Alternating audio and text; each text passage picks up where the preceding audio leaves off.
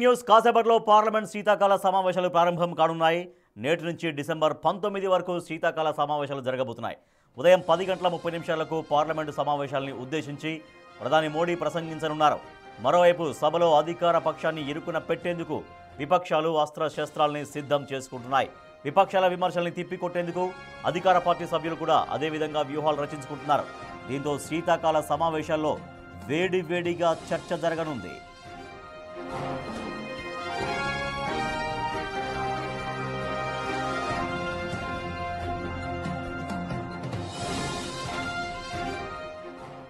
సభలో దేశవ్యాప్తంగా నిర్వహిస్తున్న ఓటరు జాబితా సమగ్ర సవరణతో పాటు ఇటీవల హఠాత్తుగా తెచ్చిన 4 కొత్త లేబర్ కోడ్లు, ఢిల్లీలో జరిగిన పేలుడు, అలాగే దేశ రాజధానిలో పెరిగిపోతున్న కాలుష్యం, అణు ఇంధన రంగం ప్రైవేటీకరణ, రైతులకు కనీస మద్దతు ధర, కొత్తగా ఏర్పాటవుతున్న ఉన్నత విద్యా కమిషన్ తదితర అంశాలపై అధికార బీజేపీని నిలదీయడానికి విపక్షాలు సిద్ధమవుతున్నాయి. ఎల్ఐసిని ఆదానికి అప్పగించడంతో పాటు శాంతి భద్రతా సమస్యలపై వాయిదా తీర్మానాలు ఇవ్వనున్నారు.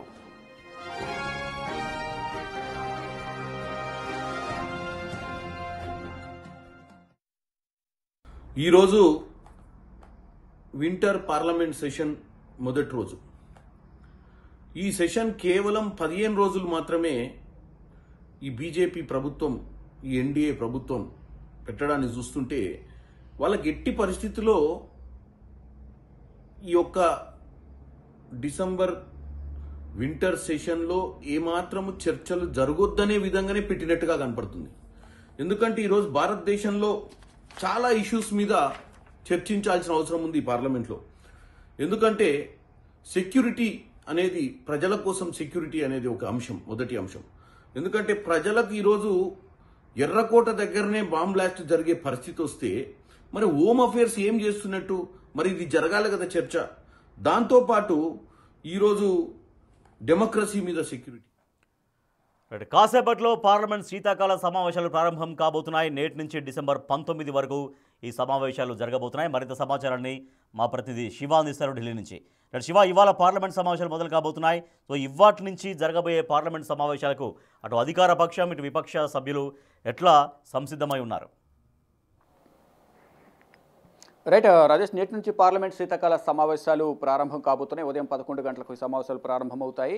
ఉదయం 10:30 ఉభయ సభలను ఉద్దేశించి ప్రధాని నరేంద్ర మోడీ ప్రసంగించనున్నారు. అయితే ఈ శీతాకాల సమావేశాలు, పార్లమెంట్ సమావేశాలు కూడా చాలా హాట్గా జరగబోతున్నాయి. ఇటు అధికార పక్షాన్ని ఇరుకును పెట్టేందుకు అస్త్రశస్త్రాలను విపక్ష పార్టీలు సిద్ధం చేసుకుంటుంటే వాటిని తిప్పికొట్టేందుకు అధికార పక్షం కూడా పదునైన వ్యూహాలతో సిద్ధంగా ఉంది.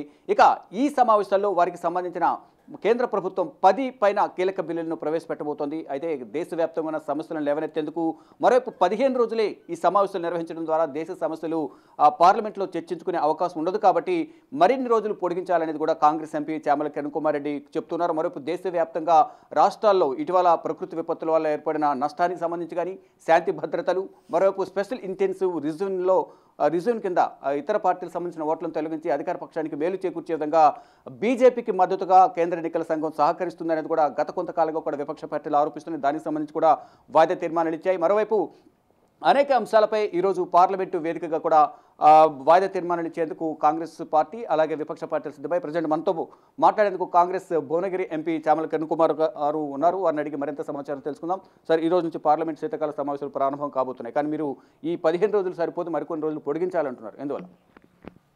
ముఖ్యంగా భారతదేశ వ్యాప్తంగా కూడా ఎంపీలందరం, అంటే 543 మంది ఎంపీలము ప్రజా సమస్యల మీద మాట్లాడటానికి శీతాకాల సమావేశాలు పెట్టడం జరిగింది.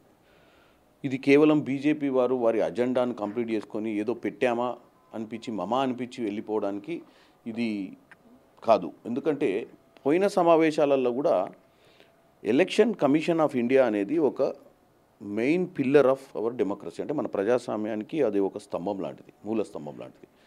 అటువంటిది ఒక ఎస్ఐఆర్ మీద 10 నిమిషాలు చర్చ చేయాలనే ఇంట్రెస్ట్ చూపకుండా మొత్తం సభను సజావుగా మేం జరపలేదని చెప్పి ప్రపంచానికి తెలియజేయడానికి ప్రయత్నం చేశారు బీజేపీ వాళ్ళు.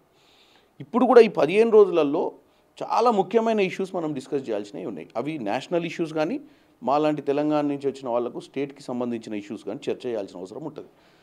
ఎందుకంటే మీరు ముఖ్యంగా చూసినట్టయితే ఈరోజు భారతదేశంలో ఇదే ఢిల్లీ నగరంలో 2 సమస్యలు. ఒకటి ఎర్రకోట దగ్గర ఒక కార్ బాంబ్ బ్లాస్ట్. మరి ఈరోజు ఇంటర్నల్ సెక్యూరిటీ ఏమవుతున్నట్టు చర్చ చేయాల్సిన అవసరం ఉంది. ప్రజలకు కూడా ఈరోజు ఏం జరుగుతుందో తెలియదు. అట్లీస్ట్ పార్లమెంటు వేదికగా పార్లమెంట్లో మేము ఎంపీలము ప్రతిపక్షాల వాళ్ళం అడిగిన వాటికి సమాధానాలు, ఎందుకంటే వాళ్ళు రూలింగ్లో ఉన్నాక కూడా నరేంద్ర మోడీ గారు కానీ హోంమంత్రిగా ఉన్నటువంటి అమిత్ షా గారికి ప్రజలకు సమాధానం చెప్తూ ఎటువంటి ముందు ఇటువంటి జరగకుండడానికి ఏం చేస్తారో చెప్పాల్సిన అవసరం ఉంది. ఎందుకంటే ఢిల్లీ లాంటి నడి బొడ్డున ఇటువంటి కార్యక్రమాలు జరిగినప్పుడు భారతదేశ వ్యాప్తంగా ఉన్న పరిస్థితి ఏంది మనది అనే చర్చ కావాలి. మరి 15 రోజులలో ఆ చర్చ కావాలి. ఇప్పుడు మీరు ఢిల్లీ బయట చూడండి, ఇప్పుడే నేను 301 ఉంది AQI లెవెల్స్, అంటే పొల్యూషన్. నిన్న రాత్రి నేను దిగినప్పటికీ 290 ఉంది, అంతకుముందు 390 ఉండేనంట పోయిన వారం. మరి ఇంత ప్రపంచ ప్రఖ్యాత నగరమైనటువంటి ఢిల్లీ మన రాజధానిలో ఈ పరిస్థితి ఉన్నప్పుడు ఎందుకు ఈ పొల్యూషన్ వస్తుంది, ఈ పొల్యూషన్ ఎట్లా కంట్రోల్ చేయాలనేది కూడా చర్చ చేయాల్సిన అవసరం. ఇది ఇక్కడ ప్రజలకు ఉన్న ఆరోగ్య సమస్యకు సంబంధించినటువంటి అంశము, ఒకటి భద్రతకు సంబంధించిన అంశము, ఇంకోటి దేశవ్యాప్తంగా కూడా ఎన్విరాన్మెంటల్ చేంజెస్ వల్ల ఇప్పుడు వచ్చే వానలు కానీ ఫ్లడ్స్ కానీ విపరీతంగా ఉంటున్నాయి. దానివల్ల నష్టపరిహారం ప్రజలు చాలా నష్టపోతున్నారు. అటు హిమాచల్ ప్రదేశ్లో ఉన్నటువంటి ఈ కొండచెలలు పడిపోవడం కానీ, ఇటు దక్షిణ భారతదేశంలో వచ్చినటువంటి ఈ క్లౌడ్ బస్టింగ్ వానలతోటి కానీ చాలా ఇబ్బందులు ఉన్నాయి. మరి వాటి వల్ల ఎంతోమందికి ఫ్లడ్ రిలీఫ్ ఫండ్స్ అందని రాష్ట్రాలు కూడా ఉన్నాయి. మరి వీటన్నిటిని చర్చ చేయాల్సిన అవసరం ఉంది. ఇవి కూడా ఒక నేషనల్ కన్సర్న్స్ ఉన్నటువంటి ఇష్యూస్. మరి ఈరోజు ఎలక్షన్ కమిషను తీసుకుంటున్నటువంటి నిర్ణయాలు, రేపు వెస్ట్ బెంగాల్లో, తమిళనాడులో, కేరళలో, అస్సాంలో ఎన్నికలు జరగబోతున్నాయి. మరి ఎస్ఐఆర్లో ఉన్నటువంటి అవకతవకలు ఏంది, మరి ఎస్ఐఆర్ మీద కూడా చర్చ చేయాల్సిన అవసరం ఉంది. ఎందుకంటే ప్రజాస్వామ్యాన్ని కూని చేసి ప్రతిపక్షాలే లేకుండా చేయాలన్న ప్రయత్నం చేయడాన్ని మేము ఒప్పుకోము. ఇంకోటి ఎకనామీ, మనం ఫెడరల్ స్ట్రక్చర్లో ఉన్నాం. భారతదేశ వ్యాప్తంగా ఉన్న రాష్ట్రాలకు ఆ జనాభాను బట్టో లేకపోతే వాళ్ళకు ఉన్నటువంటి ఏరియాను బట్టో మనం డిస్పర్స్మెంట్ ఆఫ్ మనీని కరెక్ట్గా చేయాల్సిన అవసరం ఉంది. కేవలం మీరు మీ ఎన్డీఏ డబుల్ ఇంజన్ సర్కార్లు ఉన్న రాష్ట్రాలకే మేము నిధులు ఇస్తాము, వేరే రాష్ట్రాలకు నిధులు ఇయ్యము. మా ముఖ్యమంత్రి గారు 50 సార్లు ఢిల్లీకి వచ్చి రావడానికి కారణం ఏంది? పదే మేము మంత్రుల్ని కలిసి మాకున్నటువంటి సమస్యలను వివరిస్తున్నాం. 10 సంవత్సరాలలో బీఆర్ఎస్ పాలనలో వాళ్ళు ఏ రోజు కూడా సెంట్రల్ గవర్నమెంట్ని ఒక ఫెడరల్ స్ట్రక్చర్లో ఉన్నట్టుగాను ఆలోచించకుండా నియంత పాలన పోకడపోయి రాష్ట్రానికి ఎంతో ఆర్థికంగా నష్టం జరిగింది. మ్యాచింగ్ గ్రాంట్స్ 40% ఇవ్వక 60% నిధులను వాళ్ళు తీసుకుపోయే ప్రయత్నం చేయలేదు. ఈరోజు మనకు మోర్ దెన్ 50% అర్బనైజేషన్ దిశగా ముందుకు పోతున్నటువంటి తెలంగాణకు RRR అనేది చాలా ఇంపార్టెంట్, మెట్రో అనేది చాలా ఇంపార్టెంట్, రీజనరేషన్ ఆఫ్ మూసీ అనేది చాలా ఇంపార్టెంట్. అర్బన్ లోకల్ బాడీస్ని ఎంపవర్ చేయాలంటే అర్బన్ ఛాలెంజ్ ఫండ్ అవసరం. మరి వీటన్నిటి మీద కూడా మేము కూడా చర్చ చేయాలి కదా. ఈ 543 మంది సభ్యులకు 15 రోజులల్లో 0 అవర్లు దొరకవు, 377 దొరకదు, క్వశ్చన్ అవర్ల ఛాన్స్ ఉండదు. రోజు 10 క్వశ్చన్ల కంటే ఎక్కువ సెలెక్ట్ చేస్తలేరు స్పీకర్ గారు. మరి మా సమస్యలను ఎవరికి చెప్పుకోవాలి, ఎక్కడ చెప్పుకోవాలి? కాబట్టి నేను అనేది ఏంటంటే, సభ పెట్టినప్పుడు అందరికి అవకాశం వచ్చే, అవసరమైతే 2 రోజులు 0 అవర్ నడపండి, 2 రోజులు అందరికి అవకాశం ఇవ్వండి. ఎందుకంటే నాలాంటి ఎంపీలు చాలామంది ఫస్ట్ టైం ఎంపీస్ ఉంటారు. నేను మా సమస్యలు మా రాష్ట్రానికి కానీ నా నియోజకవర్గానికి సంబంధించిన సమస్యలు దాని మీద ఫ్లోర్ మీద మాట్లాడాలనుకుంటా కదా. మరి ఈ 15 రోజులలో ఎంతమంది నాకు అకామిడేట్ చేశారు మాట్లాడటానికి? నేను అనేది ఏంటంటే, సభ పెట్టినప్పుడు ఇది చాలా కీలకమైనటువంటి అంశాలు ఉన్నాయి. వీటిని చర్చ చేయడానికనే కదా పార్లమెంట్ పెట్టింది. 15 రోజులలో మీకు నచ్చింది చేసుకొని మేము వెళ్ళిపోతామంటే ఎట్లా వీలవుతుందని నేను అంటున్నాను. సార్, మీరు చెప్తున్నారు అందరినీ కలుస్తున్నాం రాష్ట్ర అభివృద్ధికి సంబంధించి, కానీ ఇప్పటికే కలిసినప్పటికీ కూడా ఎటువంటి నిధులు రావడం లేదనేది ప్రధాని విపక్ష పార్టీలు ఆరోపిస్తున్నాయి. ఇటు బీజేపీ కానీ బీఆర్ఎస్ కానీ దాదాపు 50 సార్లు పైనే రాహుల్ గాంధీ కన్నా ప్రధానిని కేంద్ర మంత్రులు కలిశారు, ఎటువంటి ఫలితం లేదు. ఎందుకు కలుస్తున్నారు నిధులు రానప్పుడు అనేది ప్రధాని విమర్శ. ఎందుకు కలుస్తున్నారు నిధులు రాననే విషయాన్ని 8 మంది బీజేపీ ఎంపీలను కూడా అడగండి. మనం ఎందుకు గెలిపించుకున్నాం? ఇటు చామల కిరణ్ కుమార్ రెడ్డిని గెలిపించుకున్నా, అటు బండి సంజయ్ గారిని గెలిపించుకున్నా, కిషన్ రెడ్డి గారిని గెలిపించుకున్నా, కానీ ఎవరి కోసం గెలిపించుకున్నాం? మన సమస్యలు పరిష్కారం చేస్తారని. రాజకీయాలకు అతీతంగా ఎలక్షన్ల తర్వాత అందరం కలిసి పనిచేయాల్సిన అవసరం ఉంటుంది. ముఖ్యమంత్రి గారు 50 సార్లు వచ్చినప్పుడు ఆ సమస్యల్ని వాళ్ళు కూడా బ్యాకప్ చేసి వాళ్ళ తోటి క్యాబినెట్ సభ్యులతోటి దాన్ని ఆమోదం చేయించి వాళ్ళ ప్రధానమంత్రి దగ్గరికి పోయి వాళ్ళు కూడా ఈ రాష్ట్రానికి అవసరమని చెప్పాల్సిన అవసరం ఉంది. ఇది కేవలం కాంగ్రెస్కి అడ్వాంటేజ్ ఇద్దేమో, కాంగ్రెస్కి ఇంకా మనుగడ చెందుద్దేమో ఇవన్నీ జరిగితే అనే ఆలోచనతో వాళ్ళు ఏమన్నా ఆపే ప్రయత్నం చేస్తే తెలంగాణ ప్రజలు గమనించాలని నేను కోరుకుంటున్నాను. ఎందుకంటే మీరు ముఖ్యంగా చూసినట్టయితే నరేంద్ర మోడీయే నేను పెద్ద ఓబీసీ లీడర్ అని చెప్పుకుంటాడు. మరి ఓబీసీ కాస్ట్ సెన్సస్ గురించి తెలంగాణ ప్రభుత్వం ఇక్కడ వచ్చి జంతర్ మంతర్లో పెట్టినాం. గతంలో నేను అడ్జర్న్మెంట్ మోషన్ మూవ్ చేసిన. మరి ఇంతవరకు దాని చర్చ కానీ దాని తావు కానీ తీయకుండా వాళ్ళు ముందుకు పోతున్నారు. ఈవెన్ మనకున్నటువంటి ఆర్డినెన్స్ని కూడా పెండింగ్ పెట్టి కూర్చుర్రు. కాబట్టి నేను ఒకటే చెప్తున్నాను, మన సమస్యలను నాదనే కాదు ఈ 543 మంది పార్లమెంట్ సభ్యులు ప్రతి ఒక్కరు కూడా నిన్న రాత్రి ఢిల్లీకి వచ్చుంటారు, ఈరోజు పొద్దున ఢిల్లీకి ఒక ఆశతోటి వస్తారు, వాళ్ళ ప్రజా సమస్యల్ని పట్టుకొని వస్తారు. వాళ్ళకి అవకాశం ఇవ్వకుండా మీరు కనుక 15 రోజుల్లో మీకు ఇష్టానుసారంగా సభ నడుపుకుంటాం, మీరు ఎవరు మమ్మల్ని ప్రతిపక్షాలు ప్రశ్నలు అడగొద్దు, మిమ్మల్ని ప్రశ్నలు అడిగితే మేము అర్జెంట్ చేసేస్తాం హౌజు. ప్రతిరోజు అర్జెంట్ ఎందుకు చేస్తుర్రు? మాకు ఒక 10 నిమిషాలు అవకాశం ఇవ్వమంటే అర్జెంట్ చేసి అడ్జర్న్మెంట్ ముందు స్పీకర్గా ఉన్నటువంటి ఎవరైనా ప్యానల్ స్పీకర్స్ కానీ ఎవరైనా కానీ అపోజిషన్ని బ్లేమ్ చేసి వాళ్ళు పోయే ప్రయత్నం చేస్తున్నారు. భారతదేశ ప్రజల ముందు అపోజిషన్లను తప్పుతో పట్టియాలని ప్రజల్ని అపోజిషన్ మీద నిందలు వేయాలన్న ఆలోచన ఉందే తప్ప కన్స్ట్రక్టివ్ లైన్లో పోట్లేరు అనేది ఆలోచన. ఈ 15 రోజులు సరిపోవట్లేదు అంటున్నారు. అంటే ఈ 15 రోజులకు సంబంధించి కూడా అఖిలపక్ష సమావేశం ఏర్పాటు చేసి సభ సరిగా జరిగేందుకు మరోవైపు బిల్లును ఆమోదింపజేసి సహకరించాలంటూ కూడా నిన్న కేంద్ర ప్రభుత్వం కోరింది. కానీ ఎస్ఐఆర్ పేరిట, అదాని పేరిట ఇతర అనేక కారణాలు తీసుకొచ్చి సభను సరిగా సాగనివ్వటం లేదనేది కేంద్ర ప్రభుత్వం ఆరోపిస్తోంది. ఎస్ఐఆర్ పేరిట ఎందుకంటే ఎస్ఐఆర్ అనేది ప్రజాస్వామ్యంలో ఒక కీలక సమస్య. ఓటు హక్కు అనేది మనకు ప్రతి పౌరునికి దక్కాల్సినటువంటి హక్కు.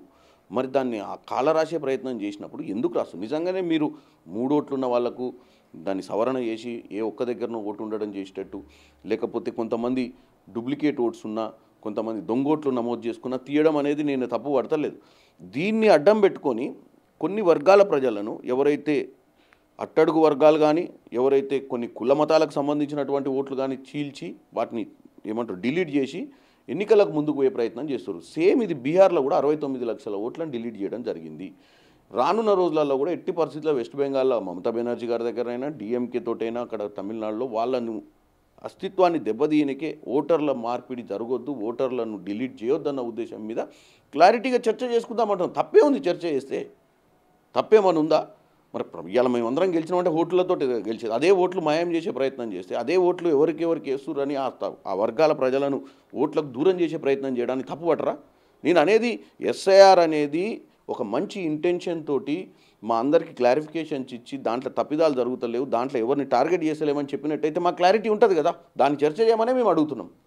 మొత్తంగా చూసుకుంటే ఈ పార్లమెంట్ సమావేశాల్లో ఇటు రాష్ట్రానికి సంబంధించిన సమస్యలతో పాటు దేశవ్యాప్తంగా ఉన్న అనేక సమస్యలపై కాంగ్రెస్ పార్టీ, ఇండియా కూటమి నేతలందరూ కూడా పార్లమెంట్ ఉభయ సభల్లో కూడా వాయిదా తీర్మాన నోటీసులు ఇవ్వబోతున్నారు. అయితే ఈ 15 రోజుల సమయం, అంటే ఈ రోజు నుంచి 19వ తేదీ వరకు పార్లమెంట్ సమావేశాలు, మధ్యలో హాలిడేస్ తీసేసి ఇంకా 15 రోజులు మాత్రమే పార్లమెంట్ ఉభయ సభలు జరుగుతాయి. కాబట్టి ఈ 15 రోజులు అనేది సమయం సరిపోదు, సమయం పొడిగించాలి, సమావేశాల సమయం మాకు కూడా ఒక అవకాశం ఇవ్వాలి. రాష్ట్ర సమస్యలను లేవనెత్తేందుకు కానీ, దేశవ్యాప్తంగా ఉన్న సమస్యలు, ఢిల్లీ కాలుష్యం, ఎస్ఐఆర్, మరోవైపు ఈ అదానికి సంబంధించిన ఎల్ఐసిని అదానికి కట్టబెట్టడం, అనేక అంశాలకు సంబంధించి పార్లమెంట్ ఉభయ సభలో చర్చించేందుకు ప్రతిపక్ష పార్టీలకు సమయం సరిపోదు. కాబట్టి కేవలం వారి బిల్లును పాస్ చేసుకునేందుకు తూతూ మంత్రంగా 15 రోజులు సమావేశాలు ఏర్పాటు చేసి మమా అనిపించుకోవడానికే బీజేపీ, కేంద్ర ప్రభుత్వం ఈ సమావేశాలను ఏర్పాటు చేసింది. మాకు కూడా అవకాశాలు ఇవ్వాలి, ప్రజా సమస్యలను లేవనెత్తేందుకు మాకు ఒక అవకాశం కల్పించాలని కూడా భువనగిరి కాంగ్రెస్ ఎంపీ చామల కిరణ్ కుమార్ రెడ్డి చెప్తున్నారు.